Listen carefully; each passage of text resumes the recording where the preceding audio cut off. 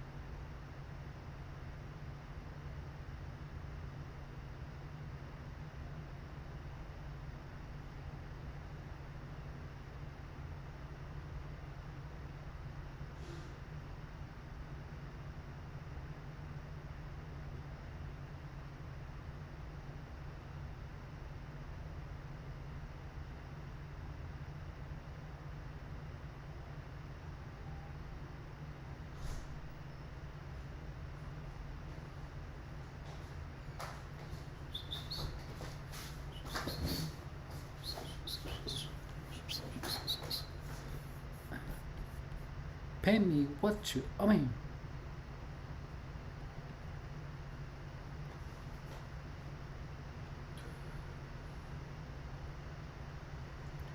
Complete using your passkey. What the hell is this? No.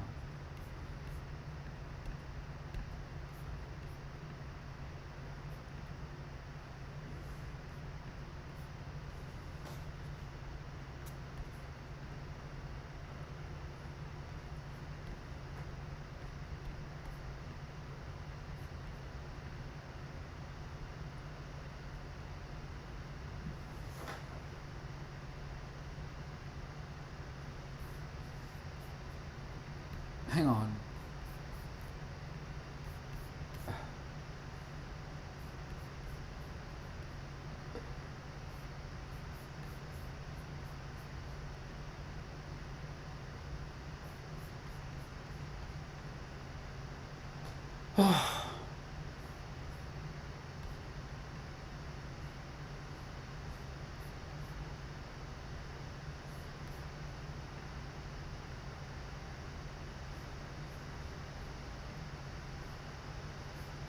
Hello.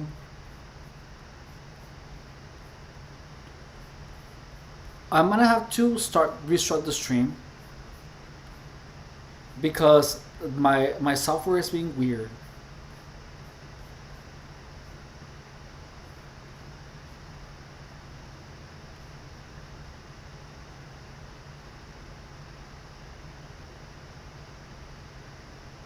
Hang on.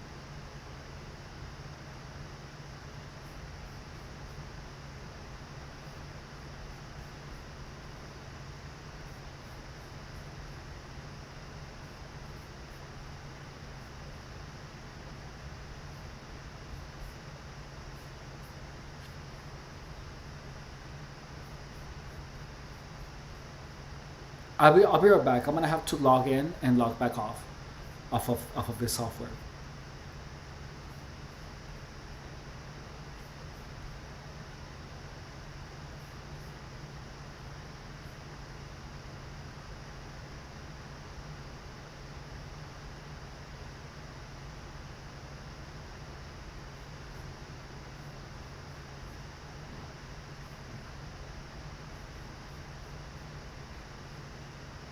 Why is it being so weird?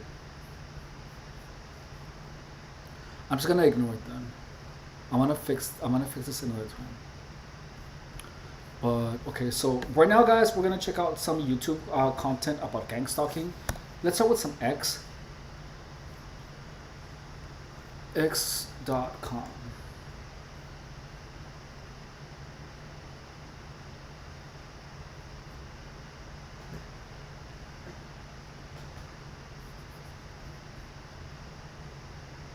Oh no, no, no, no, not this one.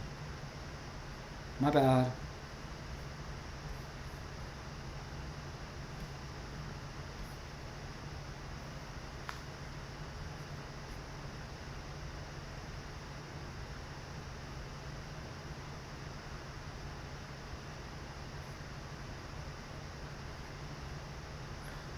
We're gonna check out some gang stalking content. We're gonna start from with here, and let's see.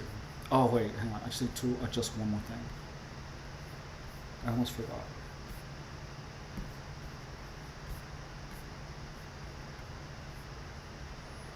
Mm. Oh, here we go.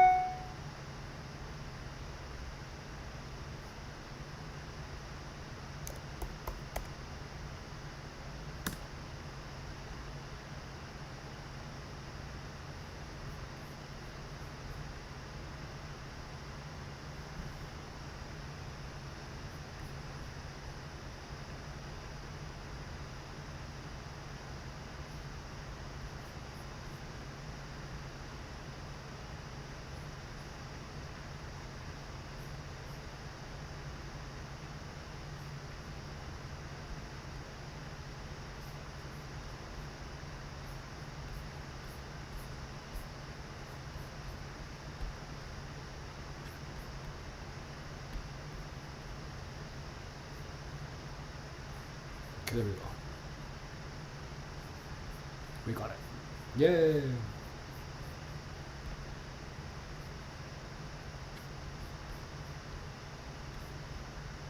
Okay, so now we're gonna go on Twitter X, and we're gonna see what's new in the gang stalking universe of Twitter X.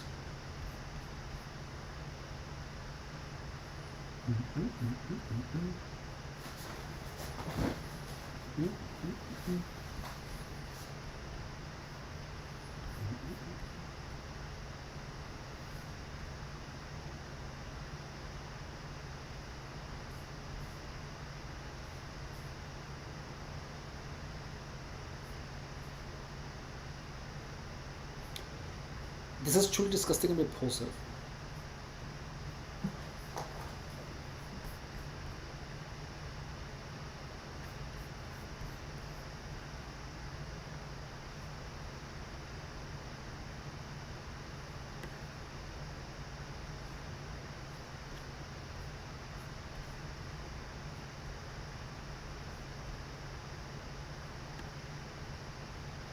Check out individuals who constantly move to different areas to escape the super AI hive mind.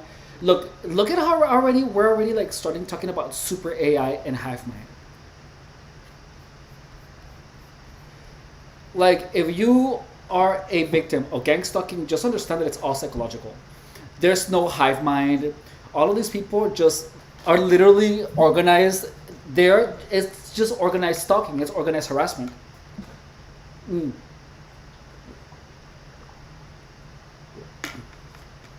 Organized harassment is super intense because whenever you engage with one of them, there's like a group chat, and everyone is gonna know who you're engaging with, at what time, and what you're talking about, and what you want to do.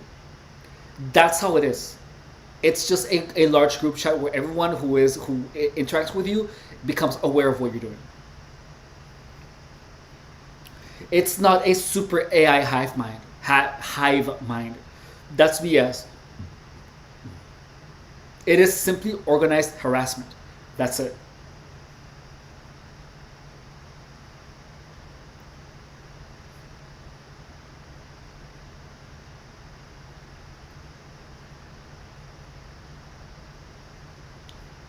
Geoengineering? No.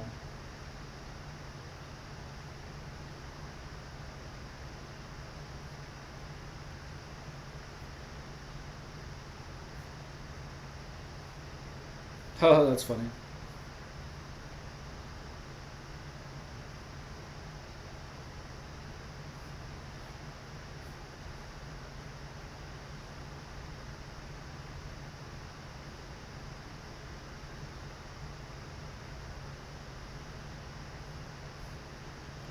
This in-house human trafficker stalker has been stalking, exploiting my camera all week. I uploaded the last 4 days of him walking in circles on my floor in order to exploit my camera. Doesn't live in my section of the building. Oh wow, sent to harass gang stalk me. Wow. So I find this one interesting because this person actually shows people doing things to the camera, like saying hi to this person in particular, which is crazy. March 7th, 6 hours ago. Let's see, what's this one?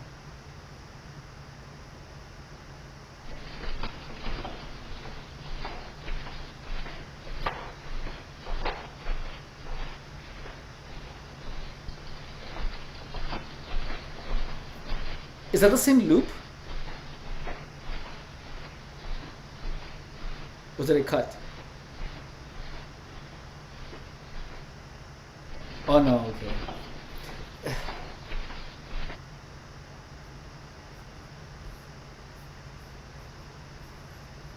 So one thing that I have to tell you about this is that look, if you are a targeted individual, you know how this is fixed. You stop focusing on what people are doing in front of your camera. Like just stop paying attention to it.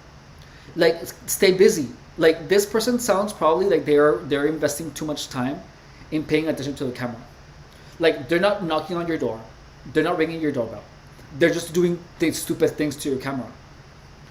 It is not that hard. Just simply stop paying attention to it. I have a bunch of blink cameras in my house too, but I'm not like always on the lookout to see if there's anyone doing anything. There I see them, but I'm not trying to find people actively messing with it because I don't care enough for that. I care if someone is behaving suspicious, but people are doing things all the time. Someone walking by is gonna simply happen.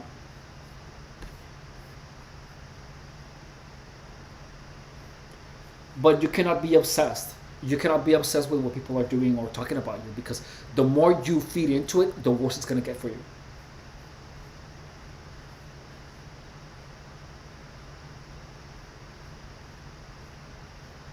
Like, if someone is exploiting your cameras, let them. What are you gonna do about it? What are they gonna do? It doesn't do anything to you. It can be harassment, yeah, but you're the one paying attention to it. Ignore it. They're literally not bugging you.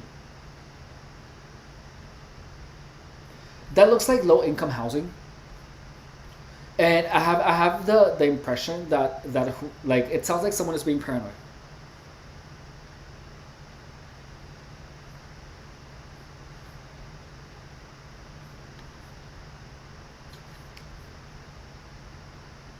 Okay, so that's enough of this. Let's check out some YouTube gang stalking content. We haven't done that in a while, I feel.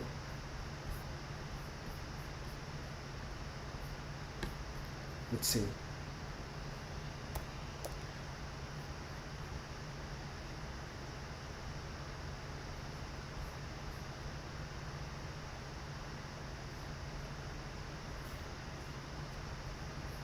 Let's see. Oh, that's interesting.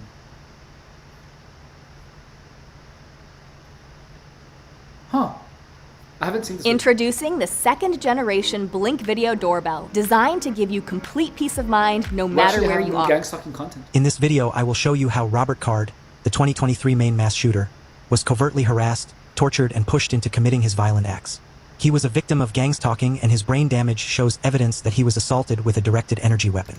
Okay, again, directed energy weapons, they're not using gang stalking. I'm gonna get some more cottage cheese, hang on.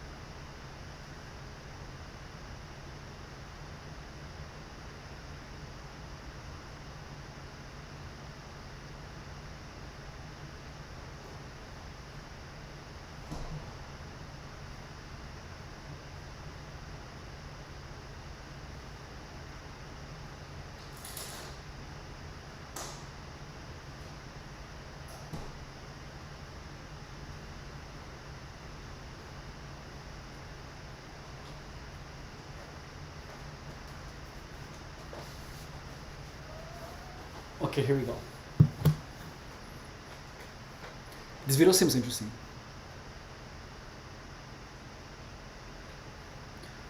But then again, the directed energy weapons are not part of gang stalking.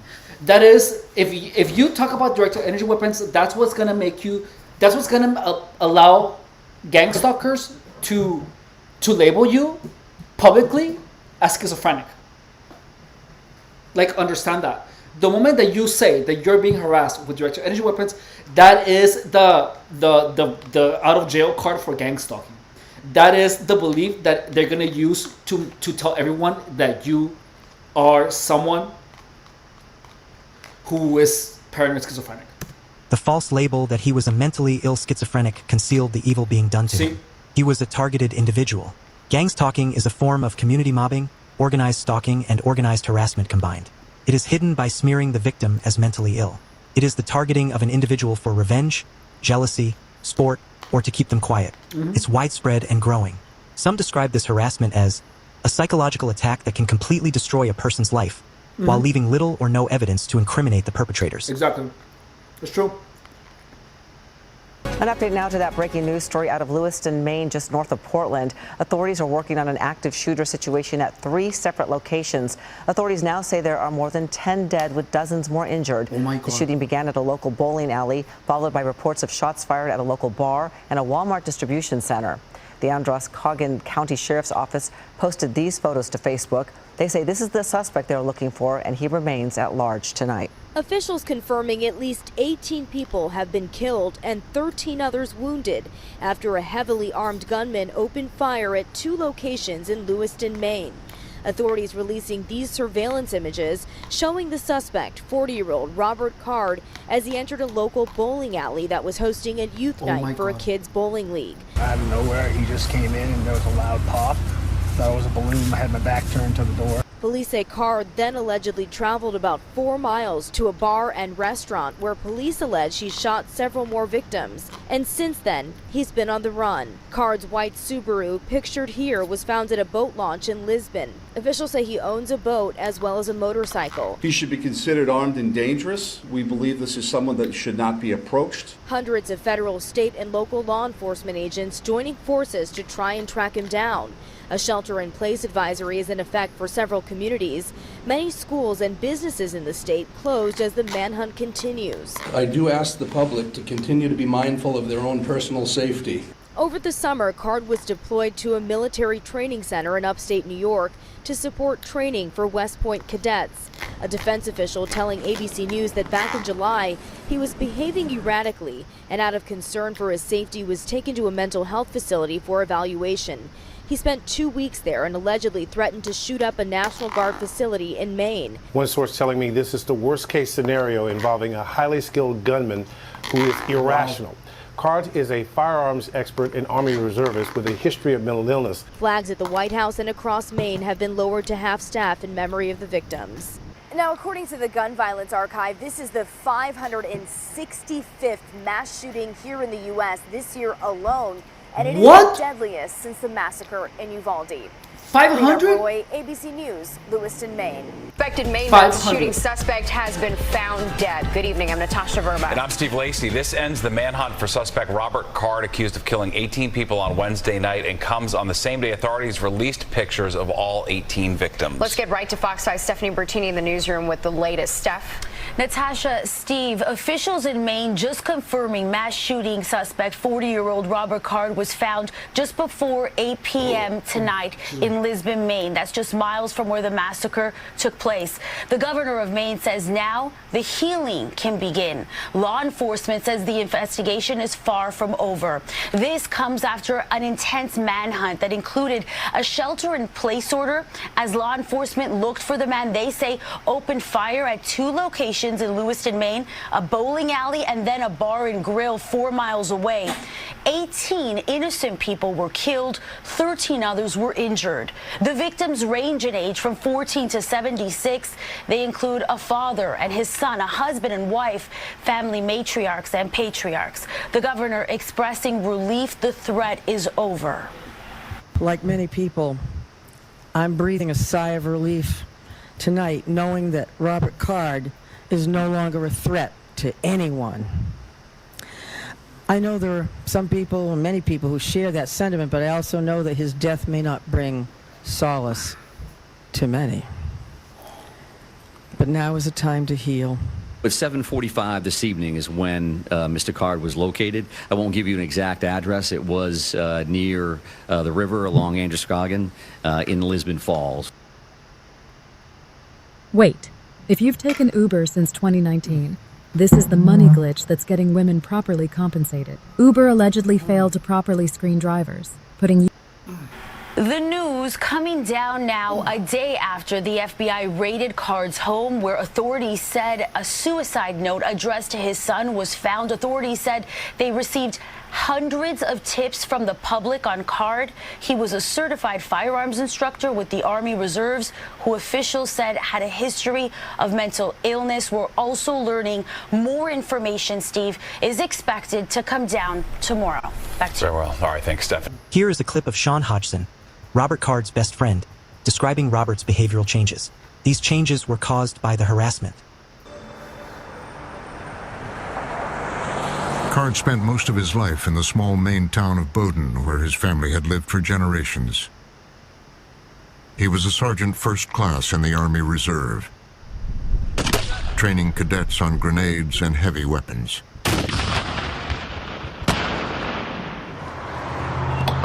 And that's where he first met his friend, Sean Hodgson. Great guy, you can always rely on him. A guy would hand you money out of his own pocket and really didn't care if you paid him back or not. Wow. I lost my place to live. This is like a nice guy. I got evicted. I called Robert Card and unexpectedly told me to get my butt up here. And he helped me out, gave me a place to live until I got back on my feet. Sean Hodgson was Robert Card's best friend. He was also a delivery driver for the same company, and they would often spend their nights as they are driving their trucks on speakerphone with one another, just kind of passing the time and chatting. There was a real trust.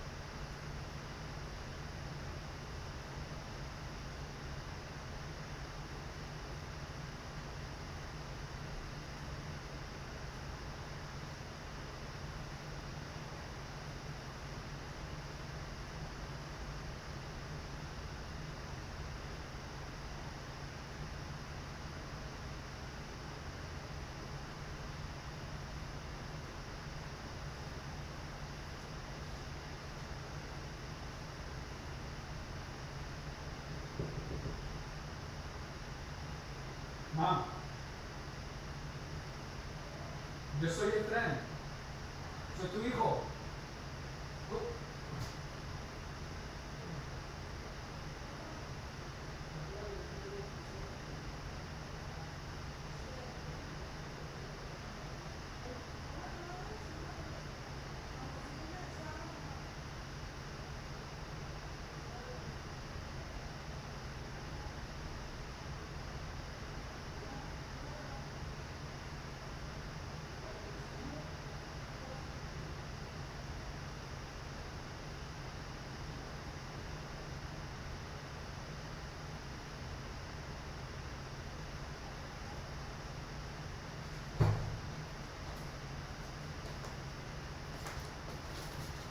Welcome back.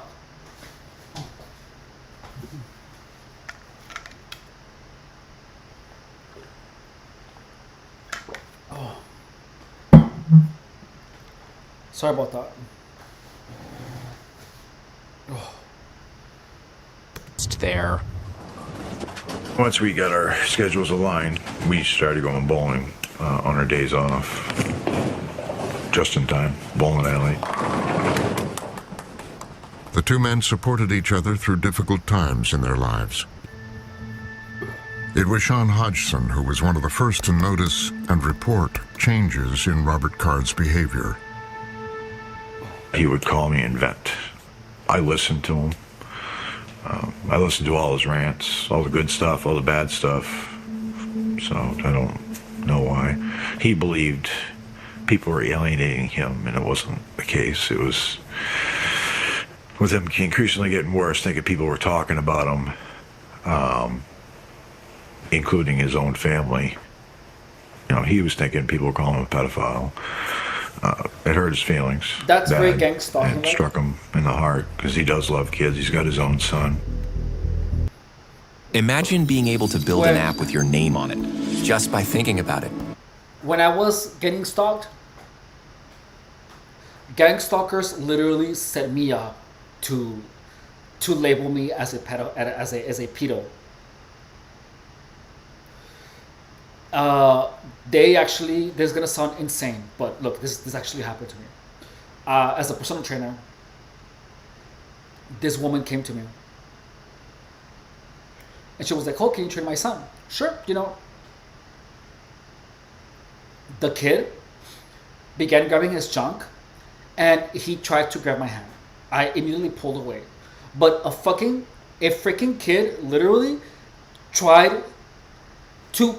He put his hand on top of mine.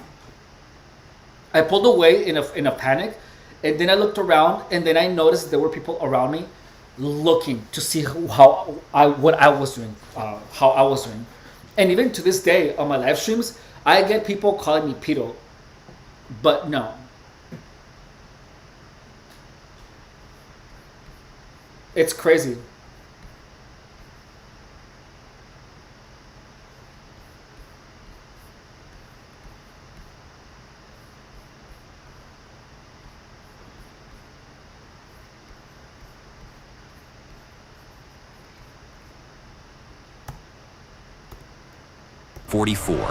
A complete AI creation platform. Here is Robert Card's ex-wife describing the gang-stalking harassment tactic of a whisper campaign. Community members are recruited and paid to do this. Robert Card amasses guns because he feels the targeting. Whisper campaign. In the spring of 2023, Card's ex-wife, Kara Lamb, got an urgent message from their teenage son, Colby. He said he didn't want to go to his dad's anymore. That he didn't feel safe. You know, his dad basically was telling Colby, as they're in a big box store, Lowe's or Home Depot or somewhere like that, you know, they're over here in aisle 1, and Rob is absolutely convinced that he can hear what these two 90-year-old little mom and pop couple that are 4 feet tall are saying very specific things about Rob, and that he can hear them that far away.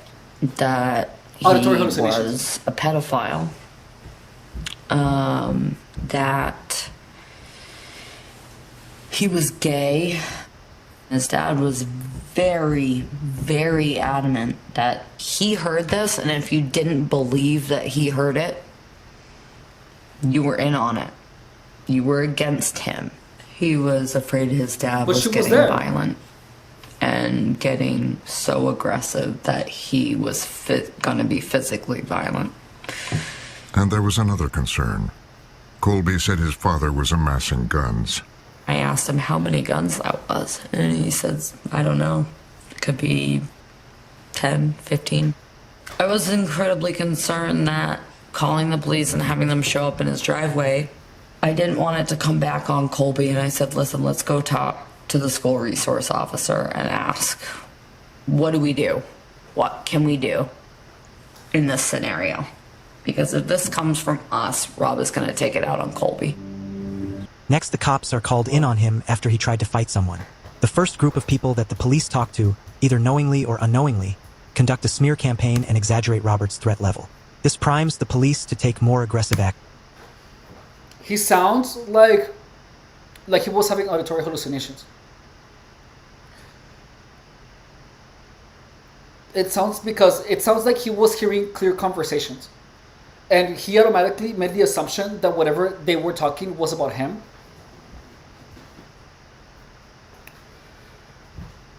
I'm not fully convinced that he was getting gang stalked. Typical gang stalking protocol is to covertly create situations that voluntarily or involuntarily push the target into a psych ward. Calling the cops on someone is classic. It is always difficult to pinpoint who exactly the perpetrators are because there are many flying monkeys and useful idiots that play along. 2 months after the sheriff's office and Army Reserve were alerted to Card's condition, his unit made its annual training trip to West Point. Grip.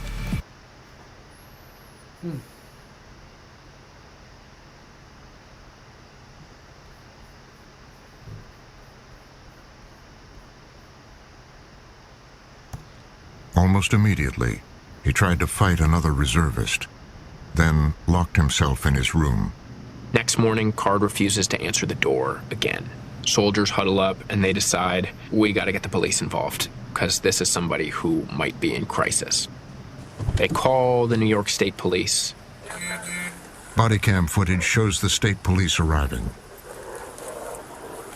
First Sergeant Moat and other reservists explained the situation to the troopers. Our concern is that he's going to hurt himself or someone else. Okay. He needs to be evaluated. He needs to talk to a medical professional. He's like hearing voices, like it's like paranoid to like the nth degree. Like it's weird. It's really weird. The more concerning part is he was never like this. Never. And he's a gun nut too. He has a lot of guns. He just spent 14 grand on a scope too. So he's got, I don't know what he's capable of. I'm not insinuating anything, but I'm just saying he does have a ton of guns. So okay. Yeah. Very scary.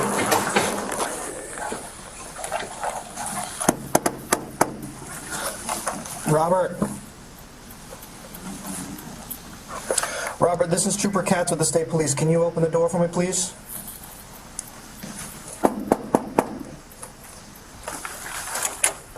Thank you, my man. You want to throw a shirt on? Come in and talk to you. Now this clip is extremely important. Robert Card, on camera, explains to cops that he is experiencing a full-blown smear campaign that is ruining his image and reputation. He even said that someone admitted their involvement to him. Certain community members are gaslighting him, which makes him seem unstable. What Robert Card never realized is that this is a covert, coordinated COINTELPRO-style harassment. The involved perpetrators do not need to personally know each other. There is already an established network with the necessary communication systems to organize any harassment across vast regions. So what's going on that your staff is calling concerned about? What's up? What's going on that your staff is concerned about you calling us? Because I flipped out on someone messing around with me, and they're cowards and ran away, and Okay. I didn't do anything wrong. Physical with anyone. Yeah, no one's alleging that. Yeah, no. So, What can was we it hear that what caused he's saying? the issue last night? They keep saying shit behind my back. I confront them, and they pretend like I'm hearing stuff. Okay. Who in particular is Why can't we hear what he's saying? Hang on. It's happening everywhere. right here in bits and pieces of all of it, and it's just Let me getting see if it's just that part of the and video. I confront. This is a new development you're saying. No? Oh, there's a, Okay, so at what's any the point of it? interface. Robert, who you're good friends with for over a decade would all of a sudden just start saying these things about you? It's happening everywhere, so yeah. What do you it's mean by making that? a lot of sense. What do you mean So by that? yeah, It's happening what do you at mean by that? It's At happening work, everywhere. I At work, quit my I have job, to go to a quit my different job, place go to to a try to different leave place to it, try to leave then it, it's there as and then well. it's there as well. So what were they saying at work? What kind of Huh? stuff were they What kind of I'm stuff were gay, they I'm a saying? I'm gay, I'm a pedophile, I like boys, I And what like kind of stuff girls, and were what kind your of friends stuff talking were about? your friends Same talking about? exact stuff. It's Same the exact same stuff, thing. it's the same thing. Do have- people were you look? He doesn't look like he's on anything. Like he looks fine. You know, when I was going through gang stalking, my coworkers would literally walk around and they would be like, "He's on meth," and then they would say things. They would pretend to steal my things. They would behave really weird around me, and they would indirectly accuse me of doing things.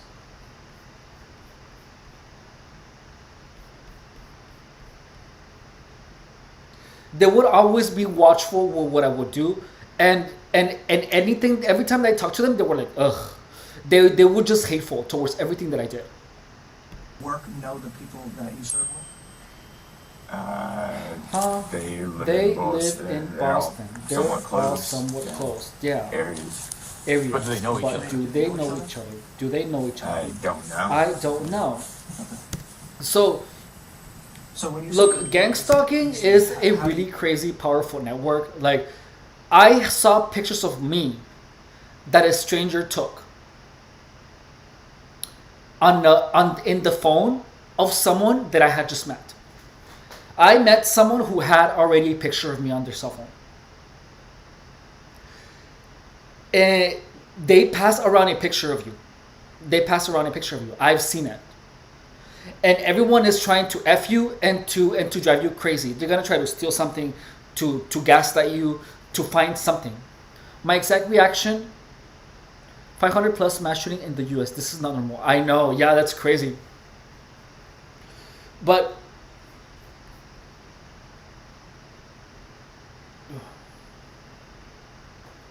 But one thing that I have to tell you is that when you are getting gang stalked, people know you, and it's crazy, but people that you have never met know you, and a lot of them. It's a huge group. Look, the moment that you accept that a lot of people know you, the moment that you accept that, understanding gang stalking becomes a lot easier. They pass a physical picture. I thought it was only in the app. No, I saw it on someone's phone. So someone showed me a picture of me accidentally.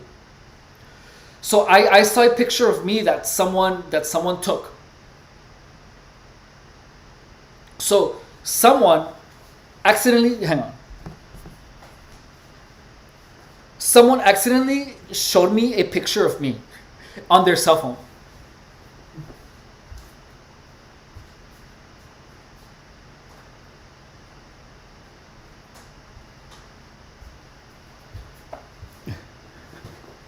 Yeah, and I saw this with my own eyes. I saw it. And the thing is that, and whenever I was like, where do you get that picture? He never answered. They just never answered. But I remember, I saw a picture of me. Like, I have seen this with my own eyes, guys. And I only saw it one time. But so once you accept that a lot of people know you, like, anytime someone approaches you, it's safer to assume that they're a gang stalker. It's just safer. Strangers, people that I knew in high school or junior high, some of them are normal. Like, you know when someone is normal and when someone isn't. Your instinct will tell you. And when your instinct tells you, you believe your instinct because you're going to be right. Gang stalkers are immediately, they look at you and they're going to try to F you in one way or another. Steal your phone, take some article of clothing. Like I'm not kidding you, a bunch of my clothes were stolen. My clothes. Okay, so here we go. Hear the bits and pieces. Just throwing in conversations, or when I turn my back, Oh, so you're... Then I go and confront them, and yeah. Okay. I know it's happening because one guy at work actually had the nuts to say, yeah. Oh, my this earphones is aren't what working. an innocent person would do. You wouldn't be walking away pretending you don't hear them. So I know it's happening because everyone's fucking with me. It's getting old. Okay.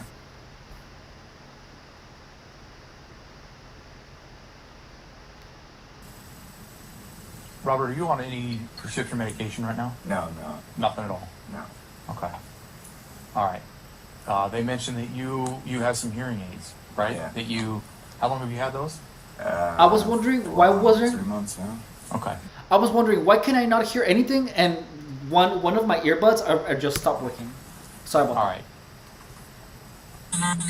How long have these issues been going on at home, work, here? It's been about 6 months now. Okay. All right. Did you say you got the hearing aid? 3 months ago, because I was hearing shit, and everyone was looking at me and talking, and I watch people. That's what I do. No one looks at me, no one talks. Like, I'm pretty invisible until all of a sudden now everyone fucking knows who I am. Huh. That's exactly, that's... I don't know. All these rumors, freaking, I don't know, I've heard it's online someplace. So that's the thing, is that gang stalking, it's not gonna make any sense. When you're getting gang stalked, the worst thing you can do is be like, why is this happening to me? Why? And if you keep breaking your head on trying to learn why it's happening to you, you're gonna make things a lot worse for yourself. Like, just freaking, you have to focus on your job and stay away from any of these people that are actively doing things like that. Like, it sounds like they might be whispering things around him, and with time, there's the thing, people will whisper around you, and with time, those whispers get ingrained in your head, and then you hear voices. It's that simple. People whisper around you a lot when you're getting gang stalked, and then next thing you know, you're hearing whispers. It's that simple. Like, if you guys want to learn gang stalking methodology, a bunch of people are whispering things around you, and your brain picks them up. That is the programming. That is how people are made to hear voices. Having a bunch of people whisper things around you, and your brain is gonna start repeating those to you. You're gonna hear your mind whisper to you, "You're dumb," or whatever it is. It's that simple. It is that simple, guys. I can't find the shit. No one will tell me about it. But What do you mean when you say It's wildly effective, and I lived it. online? The reason that I don't hear any voices anymore is because I'm not the only person that I live with is my mom. When I was working at O'Reilly Auto Parts in Imperial Beach, I saw my boss's lips move. I saw her. She was literally just saying like, "Chinga tu madre." She was whispering that like, mother effer. Coworkers would stand behind me and they would be like, "What the F? What the F? What the F? What the F?" And they would whisper that a lot. And with time, your brain is gonna start producing voices. That's one of the most basic components of gang stalking. You are made to hear voices by whispers. Believe it or not, that's how easy it is. all of these rumors about me being gay, pedophile. Notice that now his focus is on what people are saying about him. His focus he cannot even focus on his own well-being, because he's not even focused on his job, because these people are entertaining him from himself. When I was getting gang stalked, a bunch of people were always contacting me. They were always contacting me. They didn't let me rest. If I went online, they would hit me up online. I have like at least 100 people blocked on every single type of social media. At least 100 people. And now I'm good because I blocked most of the people. Because I recognize their intentions. And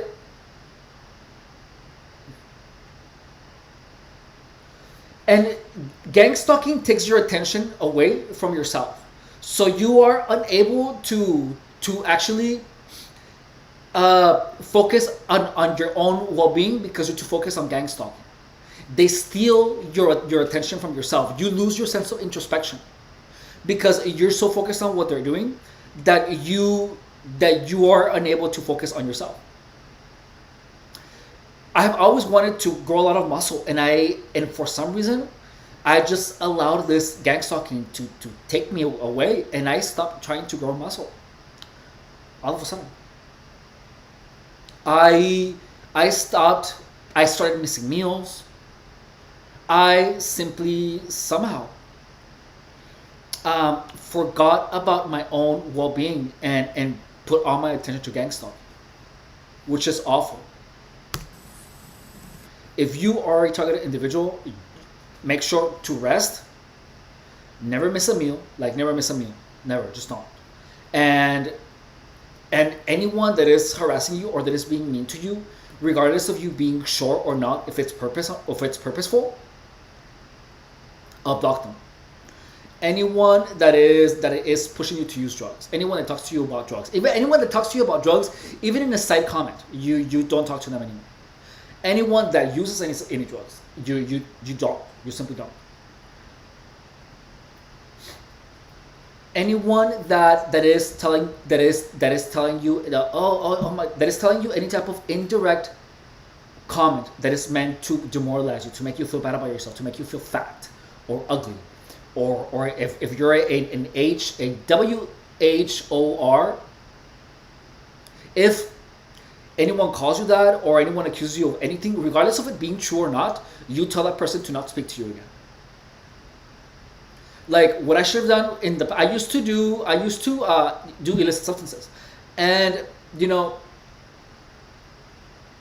when this happened, people were accusing me of that, but these were people that were at work. They shouldn't even. They were accusing me like to my face in front of people when I looked fine. That should never happen. That is lack of professionalism. So regardless of the accusation being true or not, you tell the person immediately to not speak to you or talk about you around you. And let's see. So although medical is saying making gains when you're being traumatized is really hard. Yeah, but that's the thing is that you are being harassed, so you simply lose your composure. You lose your composure.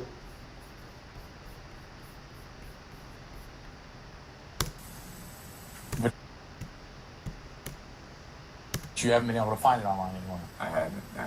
Okay. Did someone tell you that it was online? I've overheard it, yeah. Just little bits and pieces I'm just catching over and over. Okay. Notice that he is overhearing all of these things. So, but he hasn't seen the online harassment, but he is thinking about it. The staff here is concerned about you, to the point that they have command directed you to talk with a counselor. Okay? Right. So they are in the position now to take you to a counselor today to talk with someone. All right. Okay? Do you know where that would take place? No idea. So that would take place over at Keller at West Point, on the other side of the river. Are you familiar with that place? No. Okay. So it's a drive up the Taconic to 84 across the river and then back down just because of storms shut down a couple roads for us. Okay. Are you willing to do that? I have to if it's command directive, obviously. Okay. But, well, I mean, is it going to help me rather have people stop talking and stop looking at me? I'm a fucking private person that don't like fucking my shit out there. I can understand that. Yeah. I can too. I can absolutely understand that. So, these guys here have been your friends for a long time, right? No, apparently not. But no, think. But this is a new development you're saying in the Think last about 6 months or 4 Yeah. months you're saying, Yeah, you know? right. Up until what, 6 months ago or so. I don't have any real good friends, obviously. But I don't believe that's but- true. I think something's going on. Something's happening, right? Because up until 6 months ago, right, you trust these guys with your life, right? Yeah. And Every we're weekend, both, I we're guess. both service members. Yep. I know how it And is. there's nobody tighter than your Yep. brothers. So these guys, I mean, I hope you understand that they're concerned enough about your welfare that they called us. Well, because they're scared, because I'm gonna friggin' do something, because I am capable. Like, what do you mean by that? Huh? What do you mean by that? Nothing. No. Okay. All right. Well, like he said, you're gonna have to go to Keller Army Hospital. Okay. Speak with a counselor. All right. We just don't want there to be any issues on the way there, or while you're there. I mean, obviously, while you're there, you know, they have plenty of people there that are willing to help you out. All right. We don't want any incidents on the way there. All right. Do you think that you can do that? Yes. Okay. Ooh. Check this out. They have over 1 million That's quality intense, parts guys. That are guaranteed to fit. Now That is that's so my intense. speed. By getting the CFA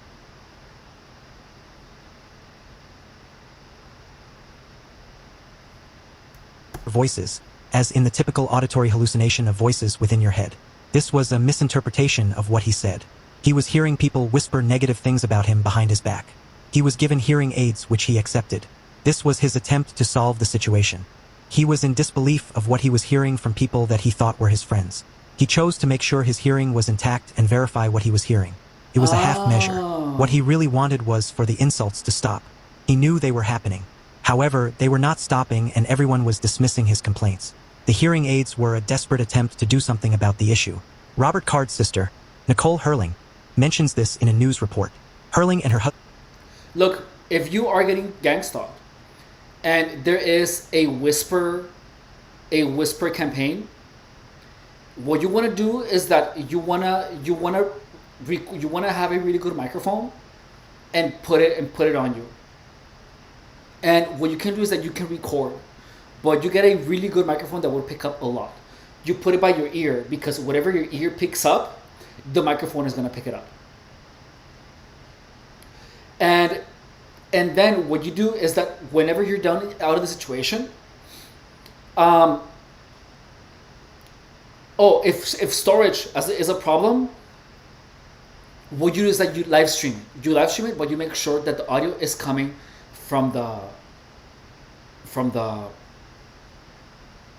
microphone. You live stream it because if you live stream it, there is no limit on how long you can record. And if you're recording like on your phone, yeah. However, voice memos do take some space, especially if you're recording 8-hour shifts. So if you are a targeted individual, hang on. If you are a targeted individual and you're experiencing a whispering campaign, you get yourself a microphone, or you get a shirt with a front pocket, and you put your phone with a microphone facing up, and then you record everything. The audio only, doesn't matter. And look, this is how you do. Everyone is going to be telling you that you're hearing things, but look, if you get yourself a microphone, that like a wireless microphone that you put on your shirt, you are going to be able to record the whispers. If you hear them, a microphone by your ear is going to pick them up. If and when that happens, the only thing that you need to do for real is to listen to the recording after you're done in that situation. If you hear them on the recording, that means that they were whispering. And guess what? Now you have evidence. You tell whoever it is in charge, hey, this needs to stop, or else I'm going to go to a lawyer. And it has to stop. It has to stop. Look, these things, look, I lived I was gang stalked at a workplace for 3 years. And only after 3 years, I was able to come up with these things. I was so confused throughout my entire gang stalking operation that I wasn't able to think clearly. I simply wasn't. Gang stalking had me confused all the time. Because I was so stressed, there was so much going on all the time. But this is what you do. You record the audio. You don't have to record your face. You just want to know. You want to know for sure that you are not hearing things. And once you have a recording of the whispers, then you can go to whomever is in charge and be like, hey, look, this is happening. People are whispering these things. They need to stop. And that's it. That is how you stop the gang stalking at work. And it's wildly simple. It is wildly simple. I wish I would have thought of that when I was getting gang stalked. So that's what you do. If you are gang stalked at a workplace and you are hearing whispers, you get yourself a really good microphone and you record all the audio of your shifts. And you record it like 5 times maybe, and then you can go to your boss or go to a lawyer. And that's it. It's really simple. Getting rid of gang stalking at work is incredibly easy. Husband, James, share the view expressed in an analysis from the Boston University CTE Center that Card had a brain injury that likely played a role in his mental health. The couple also said the hearing aids Card was using made things worse. He plugged them in, turned them up and said, "I'm going to figure out what these people are saying about me," Nicole Hurling said. Then, with the injury, he wasn't able to make these connections and pathways, like maybe you or I might be able to, and it drove him, literally, insane. He was still given a psychiatric diagnosis of brief psychotic disorder. This was stated in the Department of Defense report based on Walter Reed Medical Center's forensic autopsy. It was heavily redacted. After Robert's death, it was discovered that he had severe traumatic brain injury. The military did not find that it was due to blasts from the grenades.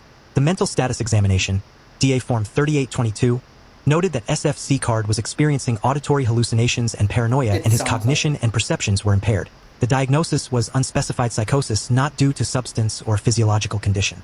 His discharge diagnosis was listed as brief psychotic disorder. Well, we have it here. This is the 22-page forensic analysis of Robert Card by Walter Reed Medical Center. We were able to get it through a public records request, but if you flip through the pages, you'll notice just how much is redacted, and in some cases, nearly entire pages are fully blacked out. So there's not a belief that anything connected to a service would have had an impact on his brain health. I'm going to defer that to Walter Reed Medical Center. When the Army's report on Robert Card was released last summer, it was sent to Walter Reed Medical Center for expert analysis. The cover page of their findings details the reasons for referral. Due to the appearance of conflicting medical opinions, a determining opinion on whether SFC Card's mental illness in July of 2023, which resulted in hospitalization, was in the line of duty. That's good.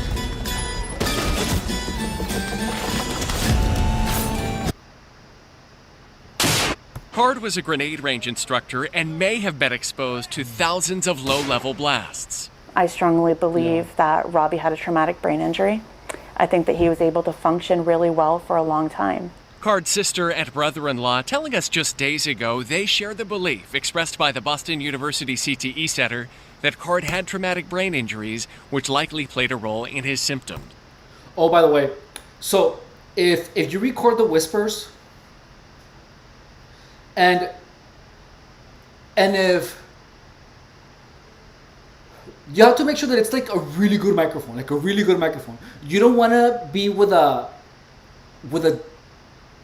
doubt that your microphone didn't pick up the whispers that were being done around you. Like you get like a long range microphone, like a specialized one, like immediately. One thing about gang stalking is that it takes a long time for the thing to actually have an effect. For anyone to hear voices, the gang stalking has to go for a long time. So in this case, if you have the microphone and you know it's a really good microphone, like I guess you should test it. Like, you know, like walk far away and then whisper things to make sure to see if it picks it up. And once you get one that does, and you test it, the moment that you experience when you're getting harassed with whispers,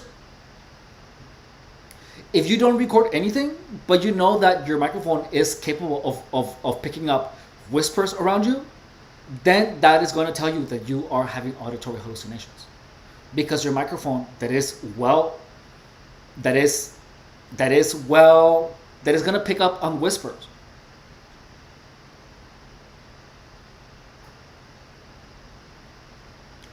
Should pick it up. And if the microphone doesn't pick up anything, but you keep hearing the whispers, guess what?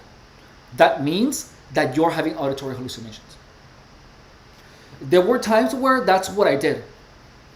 When there was a time where I couldn't distinguish between voices that my mind was creating and voices around me. So that's what I had to do. I have to get my phone and record it. And then I would go to the restroom, and there I would play it in the restroom. And if it didn't hear anything, that's how I knew that I was hearing voices. That's how I found out. Because when you're getting gang stalked, voices that people say around you and voices in your head become indistinguishable. And we didn't have Rob's intact brain, so what we did have showed the blast over pressure, which is the really important part because it shows aggression levels, mood changes, those types of things. Last summer, the then leader of the Army Reserve told reporters that Card was likely injured off-duty, referencing information provided by the Card family. So the fall from the house on a ladder, I believe, is the injury that took place.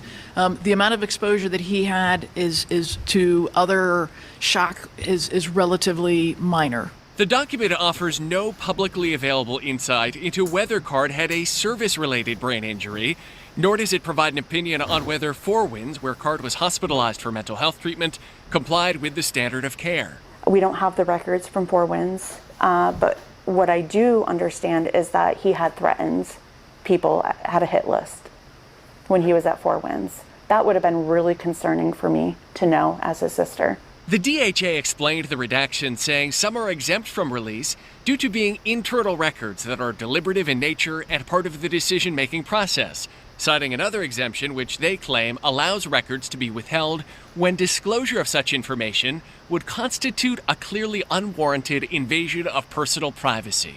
I did everything that I could to help them and support them in their investigation, and they gave us nothing. For Maine's Total Coverage, I'm Terry Stackhouse. Robert Card's family is also searching for accountability and answers.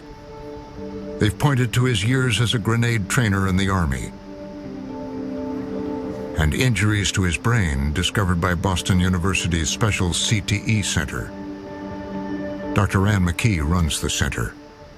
In Mr. Card's brain, what we saw was interface astrogliosis, which is a type of scarring, an inflammation of the brain that has been found after blast injury, but also has been found in contact sport athletes. What we knew from the clinicians who went back and talked to the family was that he had been exposed to grenade explosions repetitively. So knowing that he had a very substantial exposure to these grenade explosions, we thought it was most likely that his traumatic brain injury was secondary to that exposure. The Army, however, offered a different theory.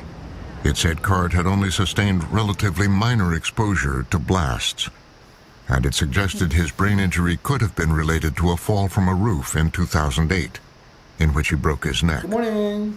So we've never seen the type of brain injury, the brain damage that we found in Robert Card after a single event, such as a single fall. Now, could that single injury have made the other injury worse? It's possible that it added to it, but as a single event, it doesn't explain the changes we found under the microscope. Nevertheless, Dr. McKee said it is impossible to know the role of the brain injury in Card's rampage.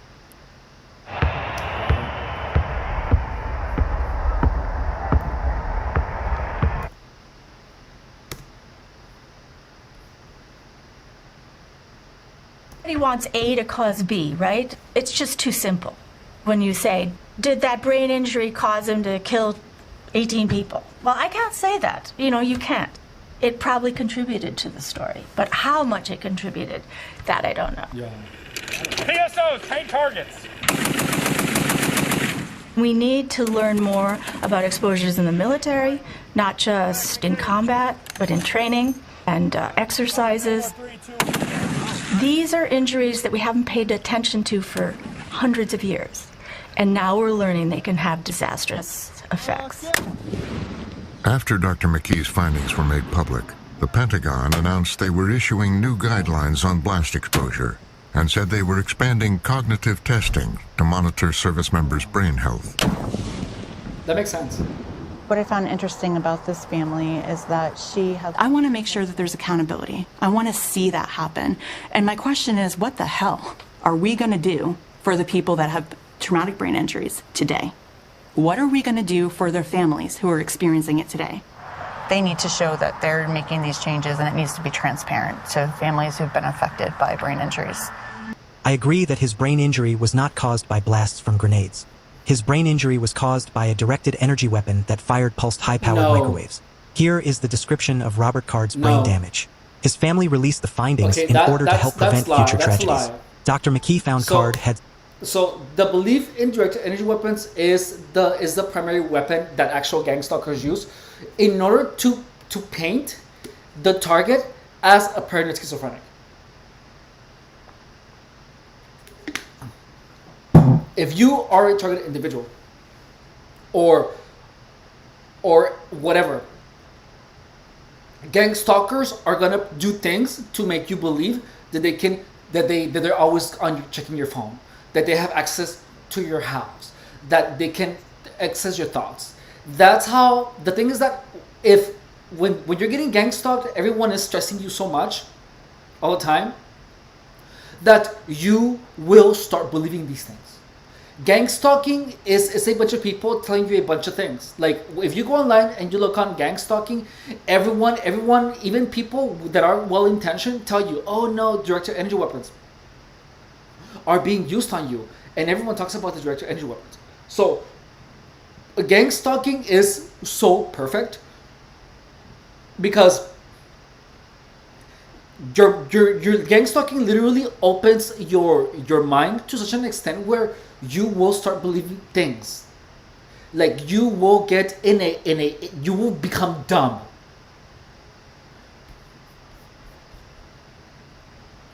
You will become dumb. It will dumb you down.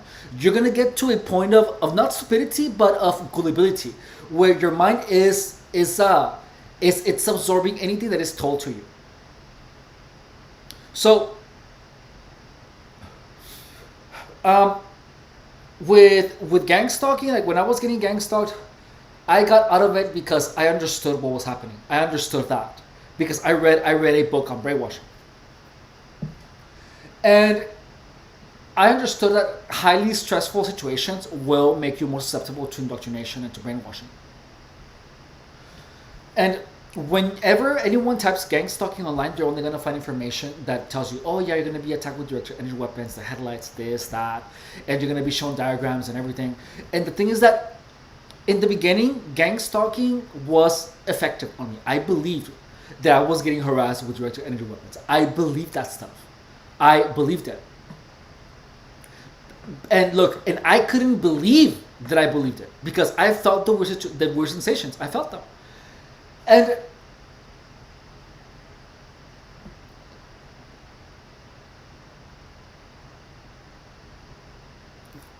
I started my YouTube channel until I made enough connections that told me that the directed energy weapons weren't real. But I was feeling weird sensations on my teeth, on my body. I was feeling unexplainable sensations. I was hearing voices. I was hearing B2K. It made sense. The entire narrative of the directed energy weapons made sense. I felt that gang stalkers were always on my phone. Like I felt that everyone knew everything that I was doing on my phone. I could hear my thoughts like somewhere else. Like they sounded outside of me. So my belief in directed energy weapons existed. But then I began to find fallacies in the logic, and I got to the conclusion it is a trick. Once I understood that, I was able to snap out of it slowly. And I understood that it was a slow process of brainwashing via harassment. And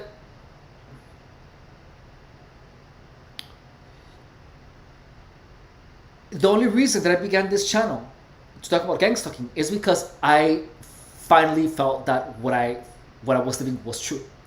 Because the belief in direct energy weapons, I was not gonna come out to the world and tell everyone that direct energy weapons are real. I didn't believe in that. It was like, no, there's no way. Like, look, I can be painted as whatever, but as someone that believes that direct energy weapons are being used on them, never. And I got to that, and then I started the channel because I discovered direct energy weapons are a farce. And guess what? Look at me. I'm back to normal. I am back to normal from 8 years of gang stalking. 8 freaking years of gang stalking and going and still counting. And look at me. I'm like back to normal. Like my character is, I'm back to normal. And do you know what was the ecclesiastical freaking discovery was that direct energy weapons were not real. Only after understanding that I was able to unveil everything. So if you're a targeted individual, get the belief in direct energy weapons is what's gonna help. It's what's gonna cover the butts of gang stalkers. Because as long as you claim that you're being harassed with direct energy weapons, they will tell you you're schizophrenic because you're telling everyone that the government is after you. But that is exactly what's going to be used against you. So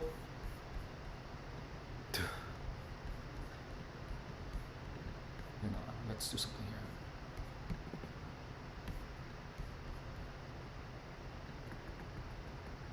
So Oduwu is saying anything you say you will be used against you when you speak out for help. Yes, you're absolutely right. Okay, so let's keep going.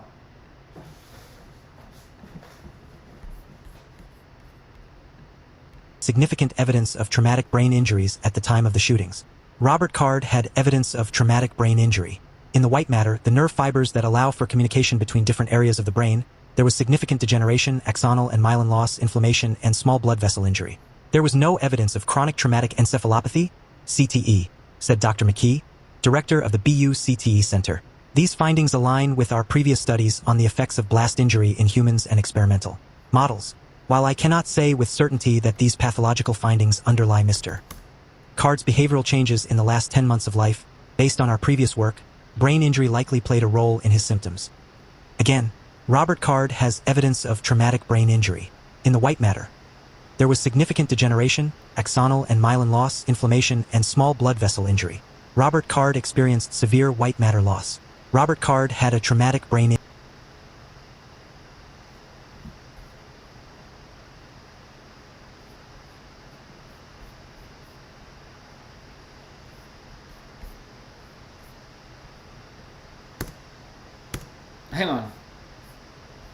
Hang on, my there's something going on here in my system. Hang on. Give me a second.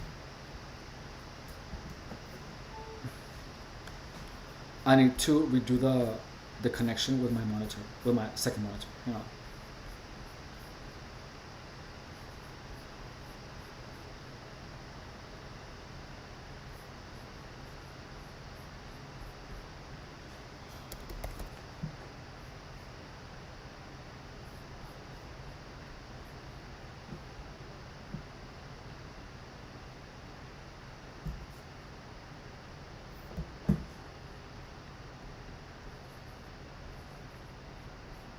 There we go.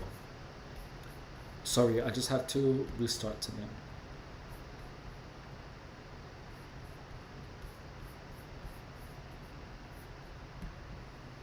You have a more subtle form of brain injury. We have the gray matter here, we have the white matter here. The gray matter are where the cell bodies are. The white matter is where these long filaments extend to other parts of the brain and the spinal cord. And as you know, there's at any interface between substances of different densities, because we do have a different density between the gray matter and the white matter is filled with these axons. It tends to be stiffer. So you can imagine when you hit your head, the gray matter is going to slide across the white matter. It's called shearing injury. And what we see there is that the interface between gray matter and white matter is this destruction or disruption of these axons. Now some of this, and this is usually a fatal event to the neurons, they don't recover from this. They'll stop working. However, you can get even more subtle injury where the axons aren't really fully disrupted. So this becomes, can you imagine how hard it must be to see an axon that's just slightly injured?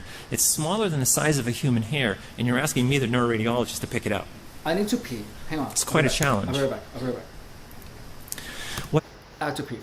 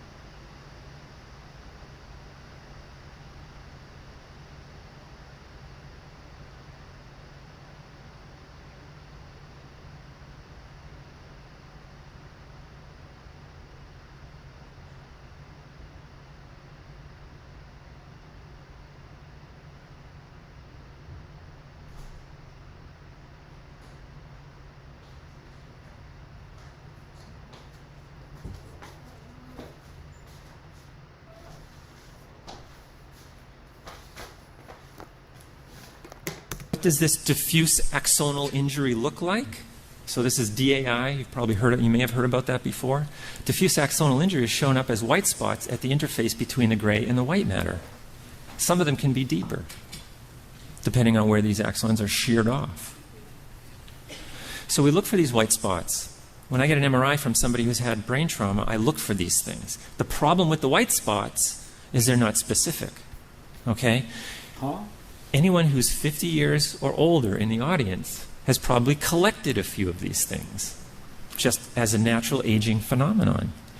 It becomes accelerated if you smoke, if you have high blood pressure, if you have high cholesterol levels, if you're inactive. They tend to accumulate. We call it microangiopathic disease because my favorite little blood vessels get plugged up. And they cause little white spots. Now, if you're 20, you should never have any of these. So if I see somebody who's had brain trauma and they're 20 years old, and they have these things, I'd say, this is pretty good evidence to me that you've hit your head. Now, even better evidence, I'm going to show you next, on this iron-sensitive sequence. I showed you one before, it was normal. This iron-sensitive sequence is not normal. Now, this flare sequence, which shows us the white spots, is normal in this patient, but we see these black spots on the iron-sensitive sequence. No imaging study for trauma using MRI is complete without this iron-sensitive sequence. You must have it because it is showing exactly where there has been bleeding in the brain. And a normal brain should have no blood in it. Unless you have a history of high blood pressure, a bleeding disorder, you're on an anticoagulant, or you've hit your head. So when I see something like this, I need to know, okay, does this patient have any of these other disorders? And if they don't, and I see these, it's diagnostic for me for head trauma. Okay, so if I see a patient who has this, I don't have any questions. This is virtually completely 100% diagnostic of a brain injury. And furthermore, it's the distribution of this tissue loss here that's very important as well. We tend to see it in the front of the brain, in the anterior frontal lobes, and in the anterior temporal lobes. I'm here at Shams Camp in Deir el-Balah, one of the many camps where we are responding to devastating humanitarian crisis in Gaza. This is Dr. Cal Shipley with a review of diffuse axonal injury. Before we get started, let me mention that you can access hundreds of my medically related presentations at www.calshipley. Okay, so this is brain injury. So what? Often suffer from traumatic brain. Let's see. The first form of secondary injury involves swelling and rupture of the nerve axons, with formation of characteristic axonal bulbs on the ruptured ends. This results in an immediate loss of nerve impulse transmission across the... From a directed energy weapon attack presents as traumatic brain injury. Loss of myelin may also occur in association with the formation of axonal varicosities, eventually resulting in complete loss of nerve impulse transmission.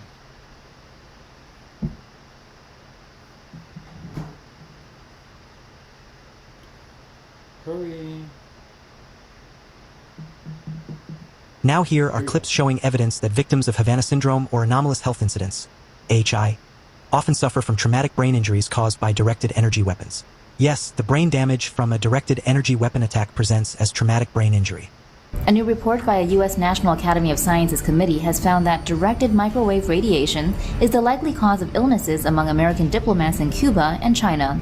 Microwave weapons work in much the same way as... We already saw that, and the microwave had to... The victims of that received the microwave radiation for many years. Ordinary microwave oven. And it resulted in many of them getting cancer. But there were no studies that showed them actually having brain injury. A strong electrical current is fed into a magnetron. A magnetron is a high-powered vacuum tube that oscillates microwaves to produce high-energy microwave radiation. However, in a microwave oven, this energy bounces around within the walls of the oven. Instead of containing the energy inside a box, a microwave weapon concentrates the energy into a focused direction with minimal broadening of the energy stream. This is why it's also called a directed energy weapon. AP reports the committee's finding provides the most definitive explanation yet of the illness that struck scores of government employees, first at the U.S. Embassy in Havana in 2016, and then in China and other countries. Many of the officers suffered from dizziness, fatigue, headaches, and loss of hearing, memory imbalance, and some were forced into permanent retirement. Tonight, we have important developments in our 5-year investigation of mysterious brain injuries reported by U.S. national security officials. The injured include White House staff, CIA officers, FBI agents, military officers, and their families. Many believe that they were wounded by a secret weapon that fires a high-energy beam of microwaves or ultrasound. This is our 4th story.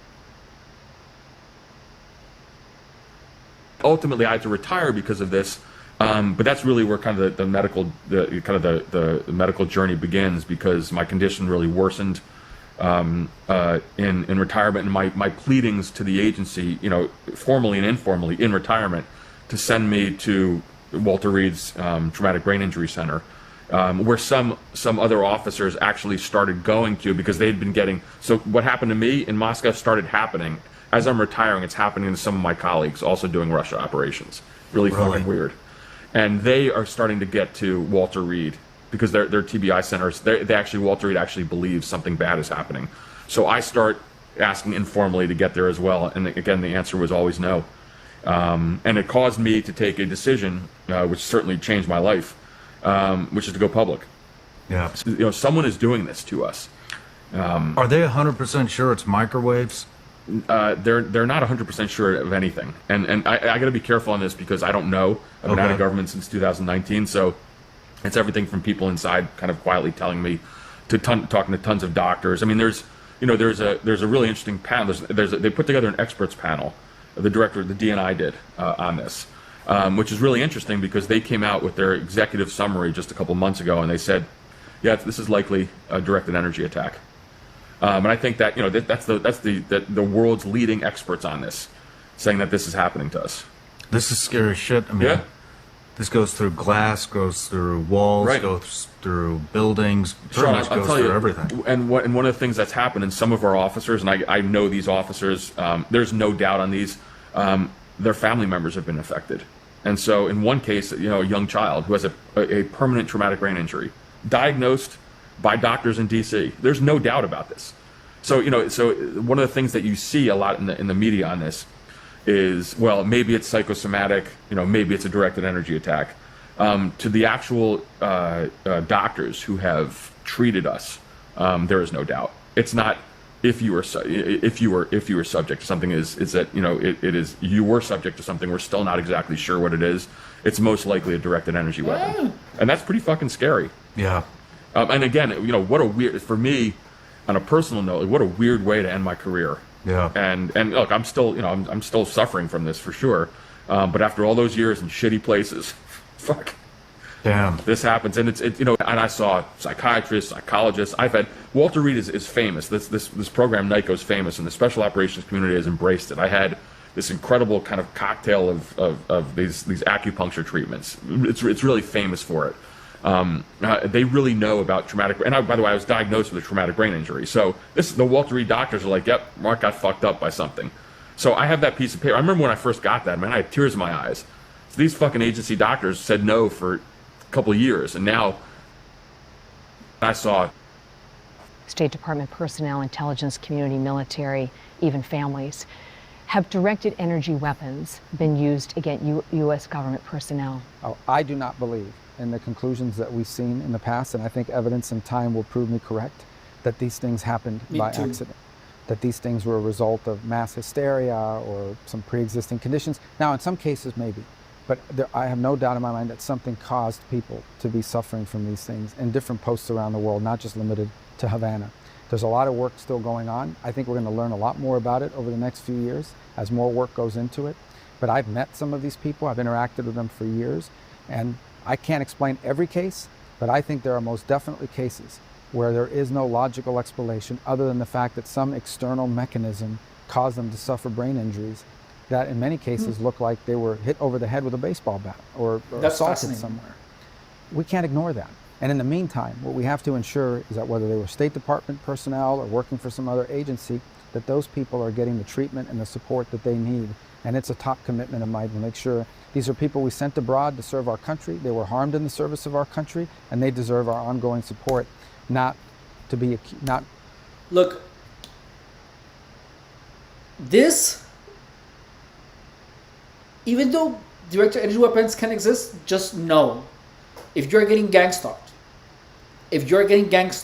like you see people doing the grins and the faces and the harassment and all that, just know that the belief in directed energy weapons are part of what these people want you to believe. So for your own sake, you have to literally right off the bat say directed energy weapons are not real. Because with time, if you are even left, if you're not unsure of that, you will be made to believe that.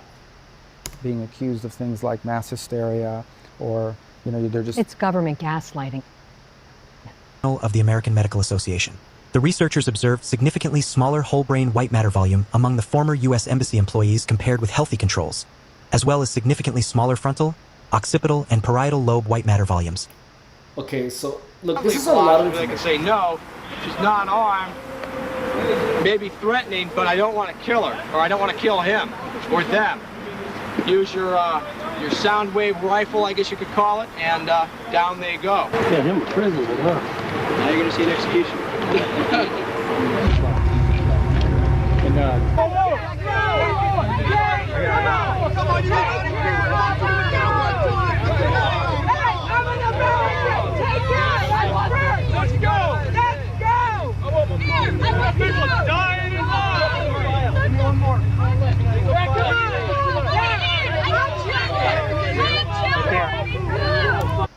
One of the things that I have noticed about these gang stalking videos is that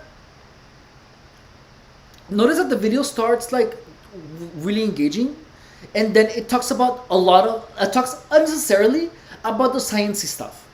Like it gets your mind tired trying to understand, and then it pushes the narrative of directed energy weapons. Like it gets your mind tired, and then it pushes the narrative of directed energy weapons. I feel that is by design. Do you know what I mean? In gang stalking, I remember that people were actively trying to make me feel tired all the time. They were always telling me to hurry up. They would tell me, "Oh, you're resting too long. You need to keep moving," and they always wanted me to get myself tired. Always, always, always. From the day one, they always try to keep your mind going. And when your mind gets tired, then it becomes more susceptible. Like when you're bored, and you also become more susceptible. That's why when you're bored, like when you're just bored out of your mind, it's better for you to like read something that is motivating, because that's when you're more susceptible to indoctrination. Now, you might be wondering why? Why would he be targeted? Why would his image be smeared? Why would he be hit with a directed energy weapon? If he did get hit, when did he get hit? This is where you have to conduct your own research into targeted individuals and gang stalking. Go through all the videos on my channel. Robert Card could have been targeted for several reasons. He could have pissed off someone with the connections to target him. He could have been targeted out of jealousy or cult ideology. If he was going to expose something, he may have been tortured in order to silence him. He may have been non-consensually used as a guinea pig for an experiment conducted by the government. Directed energy weapons and Havana syndrome are unknown to the average American. If Robert Card was hit, he would have had absolutely no idea as to what caused it. Especially given his military background, he may have attributed it to his military-related activities, or he downplayed it as something else. Here are videos of whistleblowers trying to warn the public. FBI Bureau Chief Ted Gunderson uses... So one of the things that I found very interesting is that he talked about the whispering, but he never mentioned anything about like any hand signal or headlights nor anything. He just talked about the whispering. Like he was being paranoid, but he never talked anything about gang stalking. He said that they were talking shit about him and they were smearing him. But he never like actually pointed at someone. Like if anyone would talk to me, would ask me, "Hey, so what about gang stalking?" I could tell you who did what. If someone would be like, "Oh, hey, tell us about who did what to you," I could literally just look at my contacts and be like, "This person did this person did that, this person did this person did that," with names and a date of part and what year. I could tell you everything that happened to me from the beginning of my gang stalking operation, everything. And the thing is that he was, I feel that he actually had an injury. Like I don't think that he was actually a victim of gang stalking. Like he sounded paranoid. But the truth is that there's not enough information for me to make an educated decision, because I only have the information that this guy is giving us, and this video is about gang stalking. So I'm assuming that he's going to be looking for evidence that he was gang stalking. Beams. He was referring to directed energy attacks being used on victims of gang stalking. Full video on my channel. I don't know where it's going to go. I don't know if anybody's going to do anything about it. Hopefully they will. Based on 28 years experience and research, I have determined there are thousands of victims who have been targeted by an illegal U.S. government rogue criminal enterprise. Like that's already wrong. That is it's simply how narcissists go. It's how narcissists and psychopaths function. That's how they destroy people. So gang, that's how they do. You know how like someone. So that's how it's done. So let's assume that I get in a fight with a narcissist. Like the narcissist tells all the narcissist friends, "Okay, this is the person," and what this person, what they try to do is that these people do things so that you do not get back on your feet. And that way it makes appear that the narcissist destroyed you completely, like psychologically. But it's not. It's that a lot of people were involved in making sure that you're destroyed. 24 hours a day throughout the United States. A network of victims who work with me have reached the same conclusion based on one, their personal experience. These are the people. But it's not a government program. It's a bunch of people. The significant number of victims, thousands of them, and three, the extent and intensity of the harassment. I'm talking about micro beams, I'm talking about surveillances, I'm talking about poison gas. No. I hired a... By study. So this video is not going to try to convince me. And in 2010, they fired me against the EEOC judge's orders. And that's when I look. This video was initially about this guy, and now it's just talking about so many other things. It's actually it got out of its primary subject. It's not doing what I came here for. Found out, well, a little bit before that, but that's when I found out about NSA and other federal agencies using the F to show their my rich uncle. The second as Robbie, the name by which I knew him.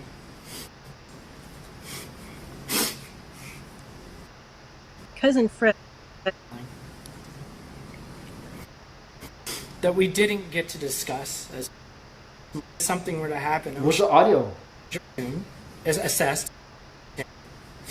And we didn't even... He didn't put the audio in the video. Feel free to do it as you are able to, okay? Thank you. Oh wait, he did it. There's an active suit. So some audio is on the left side, and the other. She was on the right concerned side. he may hurt someone. Family members. The testimony of Robert Card's sister and brother-in-law. It is heartbreaking. We should never allow this to happen again. We should not allow ourselves to become desensitized to mass shootings. We should never overlook mind control torture and covert harassment coordinated by domestic rogue criminal actors. Tell us who you are. Thank you. Good morning. My name is James Hurling. I am the husband of Nicole Hurling.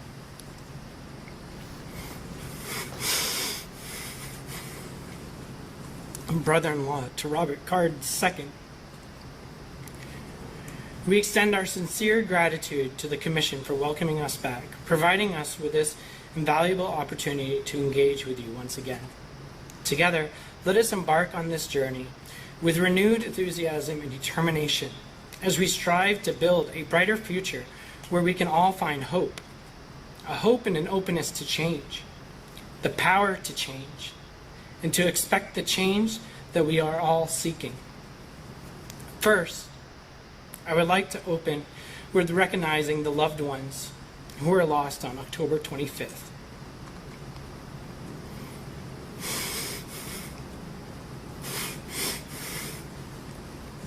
Our family will never forget your names. Take your time, there's no rush. In the legacy they have left, each of your names are on our wall in our homes. That's so sad. As a constant reminder, as well as they're on our property, so we can see them as we leave home each day and to return home. We have heard their stories, and we will be using them as fuel to help us make this change in this nation. To the survivors and the family members, we pass by in our community. We may not recognize each other, but we feel your pain and are here in support of you. There is no way for us to express the sorrow we feel. I am tremendously sorry for the pain that you are going through.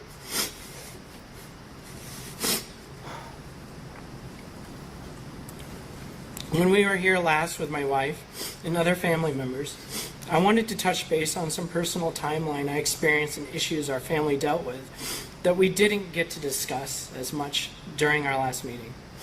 I'd like to note that moving forward, I'll refer Robert Card II as Robbie, the name by which I knew him. And it is the name that Robbie was pushing in there in Lucin Armand area.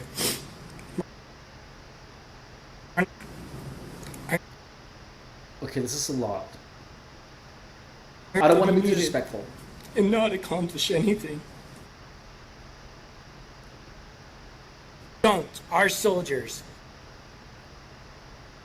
This is not an excuse for the 2023. We've agonized over our memories, searching for any signs or actions that could have prevented the tragedy in Lewiston. If we appeared silent, it wasn't because we lacked empathy.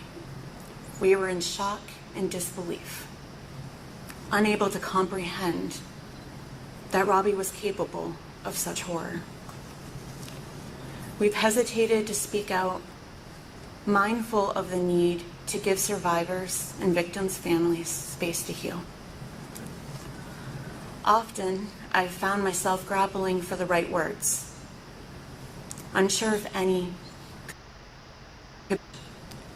Looking back, my biggest mistake was not insisting on help, not driving to the base or to the hospital in New York to be with him, not going to his house at 10:30 at night to support him when he texted me. Wow. If you loved me, you would help. You would find who these people are online saying these awful things about me. He didn't believe me when I said he was sick. Not crazy. Wow. That's the thing, is that when someone talks about gang, I don't know. This is hard. This is a hard one about him. The thing is that the whole thing with the director, energy weapons, it just throws everything out of the water. Me, rendering me useless to those around me. Thankfully, through prayer and strength, have enabled me to heed the call.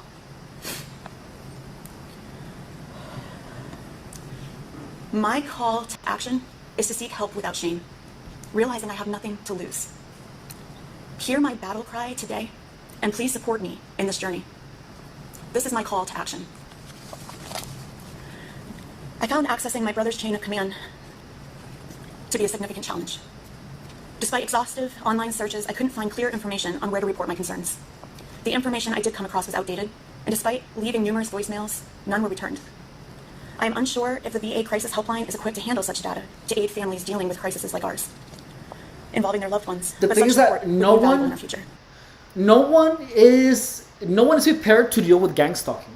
Because the gang stalking is such a strange occurrence, and it's such an impossibility that no company has any protocols to deal with gang stalking. That is one thing that companies should do, including the military. That gang stalking is a real thing. Gang stalking is a real thing, and everyone is scared of talking, because there's literally no one is gonna believe anyone saying that there's people whispering about you all the time, everywhere.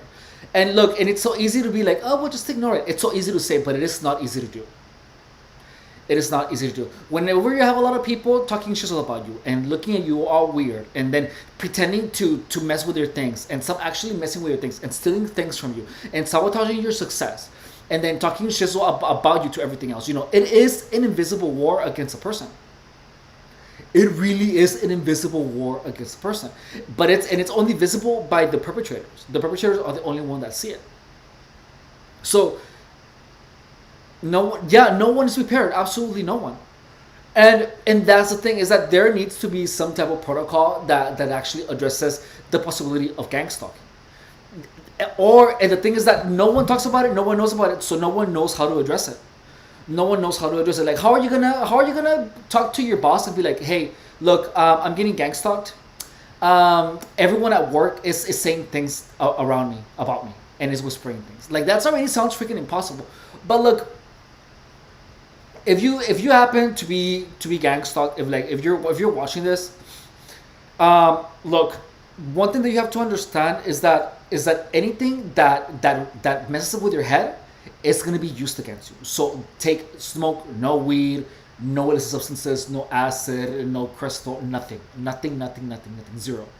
And anyone that is trying to push you into that, or even mentions it, you need to stop talking to them. Like, consider them your enemy. Anyone that is casually mentioning drugs around you is your enemy, because no one just goes around anyone and talks about like drugs for no apparent reason. Only gang stalkers, because they want to poison your mind with those ideas. Additionally, anyone that participates in your gang stalking operation in any way, shape, or form, regardless of how much you love them or how long you have known them, they are your enemy. You are automatically considered the enemy of anyone that is a gang stalker. You are their enemy, and they're gonna take any opportunity that they have to steal something from you, from mess with your things, from puncturing a tire. That's why people are like. That's why gang stalking is so hard to address, because people are gonna be doing weird things to you. Like when I was homeless, there were literally people just like hanging out by where I lived, and by where I was parked, and they would literally just like pass around with their engines really loud. So they would actually hide in the back of my car, and they would sway the car. Random people, and that's why gang stalking is impossible to be prepared for, because it is impossible to address unless you are at a workplace. If you are gang stalked at a workplace, please understand that gang stalking, the easiest way to deal with gang stalking is at work. And you spend most of your day at work, so the moment that you have control over the situation at work, the moment that happens, you are gonna be done with 80% of the gang stalking. If you're a gang stalk, anyone that harasses you, that says any of the weird words that you're sensitized to, block them immediately. And the gang stalking is a game where you have to eliminate people from your life. And this is why gang stalking can only happen if these people have access to you. Gang stalking cannot happen to you when these people don't have access to you, because when these people poison you and harm you via their words and via their actions. So if they're not around you, if they don't hear from you, if they don't talk to you, your gang stalking is practically over. Anyone that gang stalks you, you tell them, don't speak to me. Anyone that behaves in a weird manner, that you have the slightest inclination to believe that they are part of your gang stalking operation, you tell them, you know what, don't speak to me. Especially if you're getting gang stalked at work. At work is the first place you have to be like, you're being rude, so don't talk to me. Gang stalking is done by people being rude at you, and they're always going to deny it. So whenever anyone is rude, you tell them, don't speak to me. And that is going to take care of most of your gang stalking. That's why I'm back to normal. I am back to normal. And I dealt with gang stalking for 8 years. And I believed that the directed energy weapons were real. I was there. The moment that I understood that people were inviting me to hang out at their place only so that they could play spicy content and give me a bunch of drugs so that I would be obsessed, so that I would become a sex-obsessed drug addict. When I understood that is when I was like, oh shoot, that is what they want to do. These people try to destroy me by sending me pictures, sending me images, and poisoning my mind with a subject of sex and illicit substances. I was bombarded with these words and with these images and pictures and by these people for 8 years.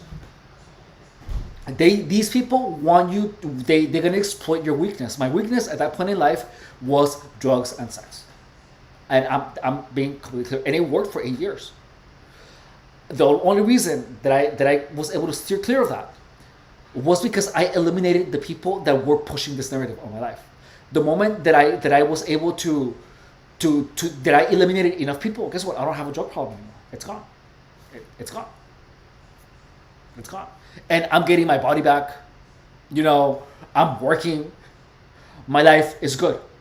But it took eliminating enough gang stalkers out of my life so that I would be fine. So that I wouldn't have these people try to influence me into taking an action that would work against me. So if you're targeted, your job is to get rid of the people that are making you, that are pushing choices that work against you. Even if you're not sure, just get rid of them. For real. That's the best way. With time, you're gonna learn how to get rid of these people, and you're gonna learn how to recognize it. And once you start eliminating people from your life is gonna get lighter and better. My life is good because I blocked most of the people that were gang stalking me. I only have 1 or 2 people around because I want to, not because I don't know what they're up to. Like, I know exactly what they're up to, but that is because I was gang stalked for 8 years. So if you're watching this, just know that if you're getting gang stalked at work, it's an opportunity for you to make a lot of money in a lawsuit. I'm not kidding. If you're gang stalked at work, you can make a lot of money immediately. No illegal substances. Go to a lawyer and tell the lawyer that you need him to get a private investigator. And once that's done, you're gonna be, I am so sad that I'm not experiencing gang stalking now. I wish, that's one thing that I would love to do is to get another job somewhere. Only so that I would get gang stalked and to apply everything that I know now. Gang stalking is forever. And if you are gang stalked and you are at work, you have an opportunity of lifetime to make a lot of money. Understand this. If people at work are involved, you have an opportunity to make a lot of money. Okay? And believe what you see, believe what you hear, and what you feel. Because when life is normal, you're not going to be feeling harassed. You're going to be feeling normal. When you're getting harassed, you're going to feel anxiety. So, live stream everything. Everything. Just live stream it. You don't even have to get them in the video. Just live stream so you get the audio. Especially at work. Because at work, it's the same people working. Don't say what. Gang stalking is a huge opportunity to make money. Because you can, especially if you are at work. If you're working and you're getting gang stalked at work, you can make a lot of money by suing the company that you're working for where you are currently being gang stalked. Okay? But yeah, you're right. I shouldn't say that. I don't want to do that. I take it back. But hey, I don't have nothing to, if I'm not getting gang stalked, no company has that to fear. Hey Bree, what's up? I hope you're doing good. So good to see you. Hey. So, just understand that. If you are getting gang stalked, you have an opportunity to make a lot of money. All right?